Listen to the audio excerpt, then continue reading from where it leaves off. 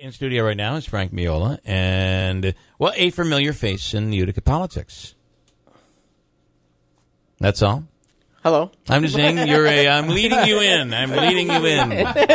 I thought you meant unsuccessfully, apparently.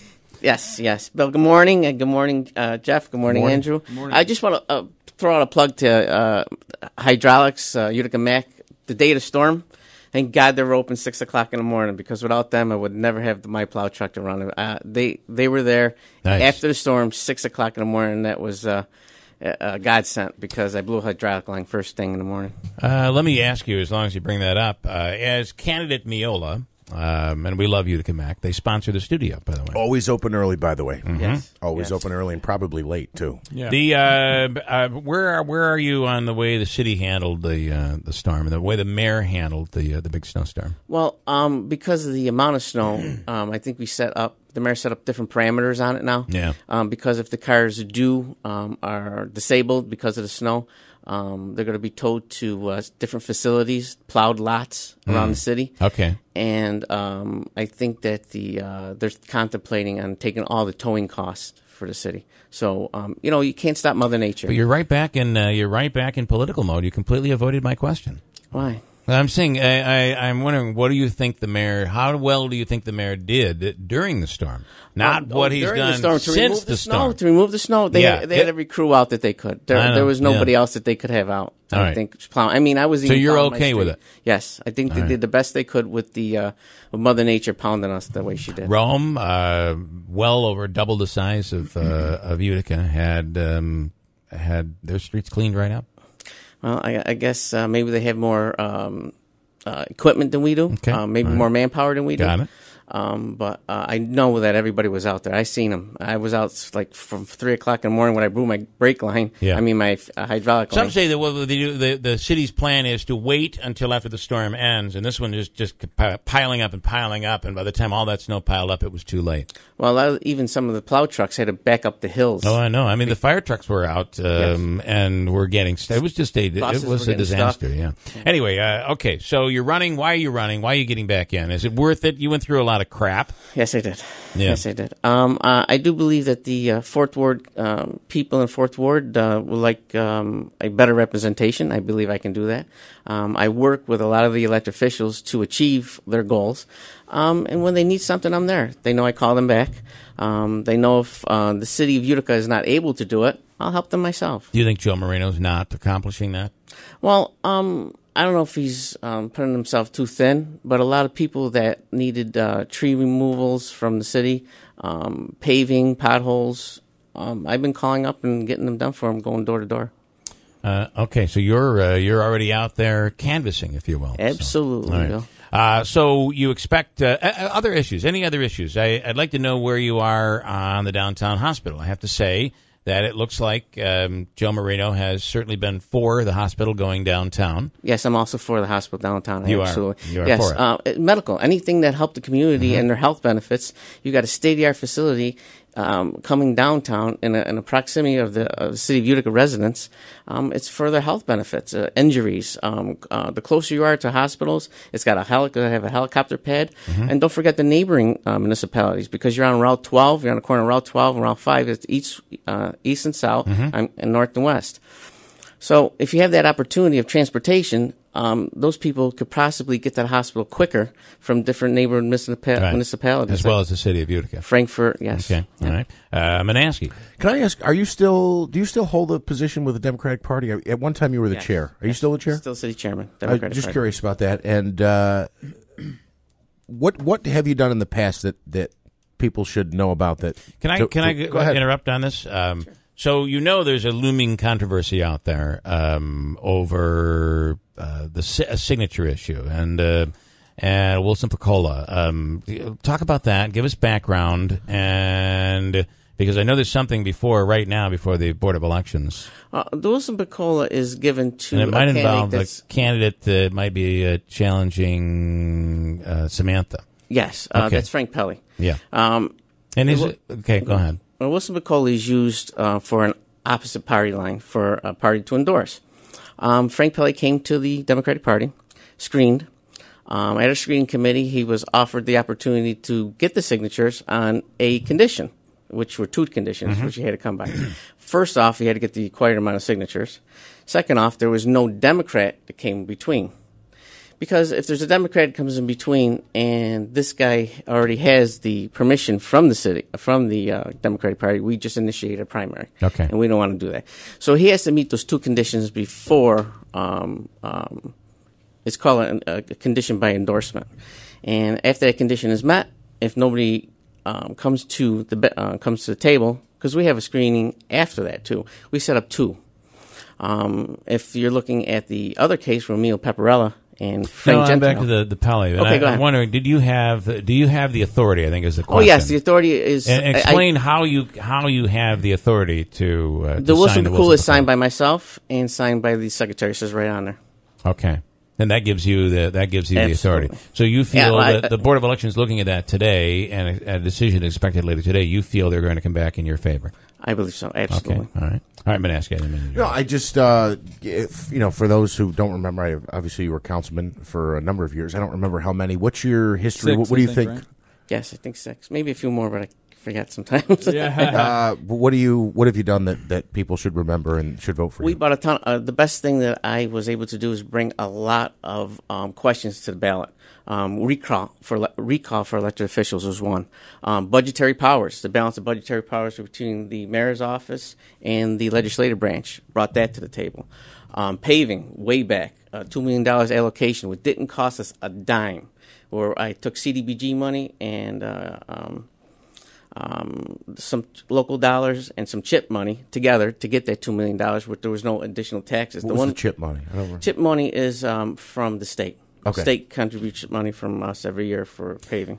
And tell me, You guys got me all over the place. Okay, come on. I do. Listen, You miss it, Frank? just when you think you're done with him, I'm pounding you from the other side. Okay, go ahead. I want to know also. You might know the background on this, and so here's what I think I know about the petitions. And is it Frank Pele that's actually been carrying the petitions? Where do I know that name from? Frank Pele was able. He's a baseball coach, and he was able to acquire 400 signatures from all the party lines. The Republican Party, he needed the signatures for that line. The Independence Party, he acquired the signatures for that line. The Conservative Party, he acquired signatures for that line, and the Democratic Party. So, and all those would be labor. valid signatures? I don't know that we'd have. There is also an issue out there that I'm hearing that someone was saying they had accomplished certain signatures on the petition, but maybe they had someone else doing it, and that's a no-no, right? Yes, you would have to take that up to the Board of Elections. And I think that's before the Board of Elections right now as well. Are you familiar with that situation? I don't know how it's going to turn out, but I am. But you familiar. are familiar. I did hear with about it. Okay, all right. Now, on the mayor. I got her here. I got you coming. Bill. Okay, good. Bring it right on over. So the mayor, obviously there's someone out there, there's been a group out there circulating petitions on the mayor and the term extension, the term limit extension. Were you around when the term limits, when the cap was put on? 1992? No. Okay. I didn't know when that was done. No. But it was, according to, I spoke with Hobaika on this yesterday, it was like 80-20. The vote was for the community voted in favor. Right. Now, I'm told, and Hobaika did not have the answer, but maybe you do.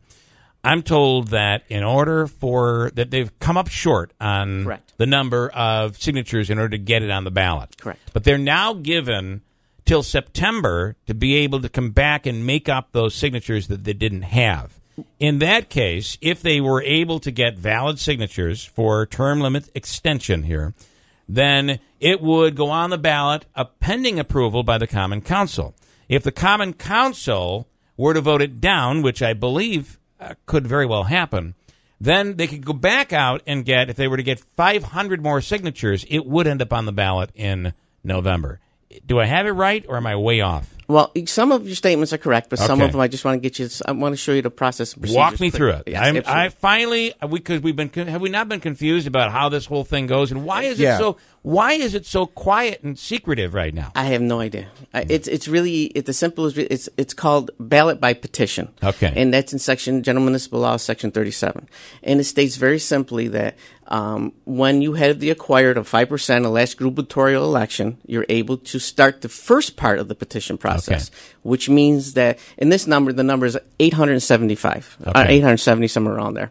And I told they're just under 800 that were valid. No, actually, they're around 700. Oh, so they're so around it's that 100. much. They're around 100 short. After the petitions have to be submitted to the clerk. The clerk screens them. After she's done screening them, there's a 30-day gap. So we're in that gap right now. We're in that gap right now. Yeah. And she screened them, and according to the city clerk, they're short about 100, 150 signatures. Okay. So now they have time to get to the first part of it, which the equivalent of 187. So now there are people out there getting petitions right now. To make up for what they were, to make up for the short for. Yes. Some of the petitions, people were residents, and some of the things were wrong. Got it. After that's accomplished, it goes to the council. Okay, she submitted her paperwork to the council with a local law. So far, I'm pretty good. Yes. Now the council has the opportunity to do two things: vote yes or vote no. If it votes yes, it becomes local law. Period. No changes. ballot. No ballot. Yeah. If they vote I no, understand. Okay. If they vote no, that means the people who had petitions before they have to go out again and get another 500. It's half. Okay, got it. So I think I was right. I think I was kind of right, except for the part about the council. It's not the council. They're really not voting on whether it's going on the ballot. Right. They're voting on whether it becomes law. Right, and that's their choice. And those 500 signatures have to come from new people that haven't previously signed. Oh, so it's new 500. New 500 people. Oh. Yes. Now that has to be accomplished. If that gets done, it ends up on the ballot. Correct. Now, now you have to understand the council has the power not to bring it to referendum by their vote. But if you want it to go, the only way you can actually get this to the ballot for the people is by petition.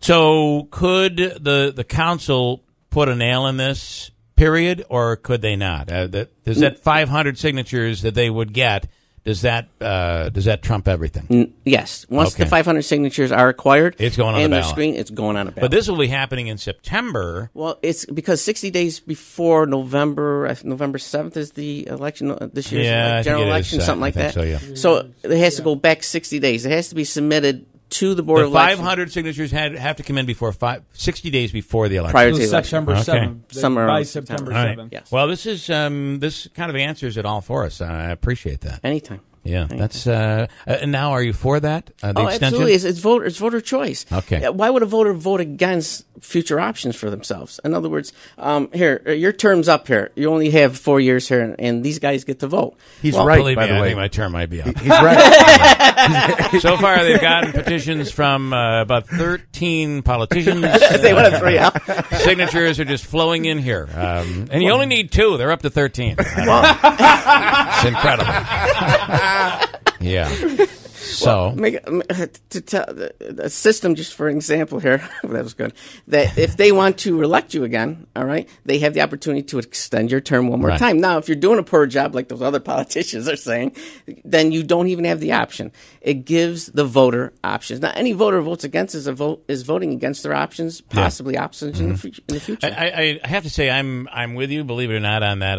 I'm somebody, I don't believe in term limits. Well, now everybody else except the President of the United States, okay, from even Rome area up, no term limits. Right. City of Utica, with this proposal, has a limit of 12 years. I just feel that you are taking you're taking it away from the voters. And I understand the concept of term limits, so people just don't go and stay there for a lifetime, these career politicians. It's great rhetoric, but especially in the Assembly and the Senate and in Congress, what I fear happens is what you create by having these short term limits is it's the aides and the campaign people. They're the ones that end up running, or really your staff ends up running the show because it takes a couple of years to really ramp up and get to know what you're doing in Congress. Best thing to do is go out there and campaign again and know your constituents. Yeah. Go door to door. Talk to them, find out what they need, find out what their issues are, and see if you can do them. Do you think this Mayor Palmieri, is worthy of another term? Because this is really what it's about. It's not as much the council as it is the mayor. Mayor Palmieri is doing a good job, and it's up to the people. If they feel that he's doing a good job, vote him for another term. If this passes. If this doesn't pass, there's no way. A lot of hurdles here. Yes. Okay. And I don't believe the council is going to vote for it. You're probably right. Yeah. All right. Very interesting, Frank Miola. Back in the mix you are. This is going to be an interesting primary between you and Joe Marino. I think it's going to be very interesting. A couple of veterans going at it for the seat.